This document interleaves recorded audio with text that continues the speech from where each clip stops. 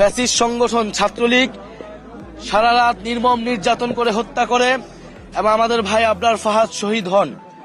2019 সালেই আবরার ফাহাদের মৃত্যুর প্রতিবাদে বুয়েট, ঢাকা বিশ্ববিদ্যালয় সহ সারা বাংলাদেশে আমরা দিল্লির আধিপত্যবাদ বিরোধী এবং সন্ত্রাস বিরোধী আন্দোলন গড়ে তুলেছিলাম।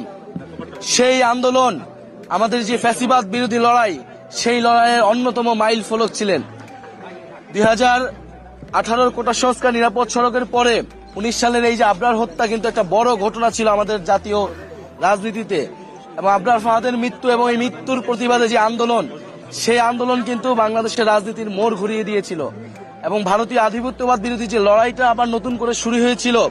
এবং আবরার ফাহাদকে আমরা বলেছিলাম যে আমাদের ভারতীয় আধিপত্যবাদ বিরোধী শহীদ, এবং দিল্লি না ঢাকা সেই স্লোগান উঠেছিল সেই আবরার ফাহাদ হত্যার যে বিরোধী প্রতিবাদ মিছিল, সেই মিছিল থেকে। ফলে আজকের এই দিনে আমরা আবরার ফাহাদকে গভীর শ্রদ্ধার সাথে স্মরণ করছি, তার রুহের মাগফিরাত কামনা করছি।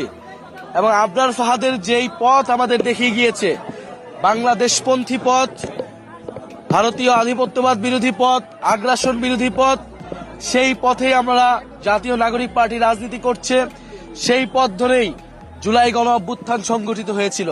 ফলে আবরার ফাহাদ থেকে আবু সাইদ, সেই সকল শহীদদেরকে আমরা স্মরণ করি।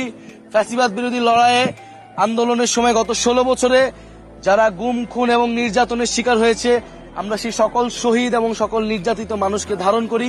এই দেশ গড়তে জুলাই পদযাত্রায় আমরা সেই শহীদদের আকাঙ্ক্ষাকে ধারণ করছি। সেই শহীদরা যেই স্বপ্নের বাংলাদেশ দেখেছিল, যে স্বাধীন সার্বভৌম মর্যাদার বাংলাদেশ স্বপ্ন দেখেছিল, যে বাংলাদেশপন্থী রাজনীতির উত্থান তারা করতে চেয়েছিল, আমরা সেই রাজনীতি করতে চাই। সেই আহ্বান আমরা পুরো দেশবাসীকে জানাচ্ছি।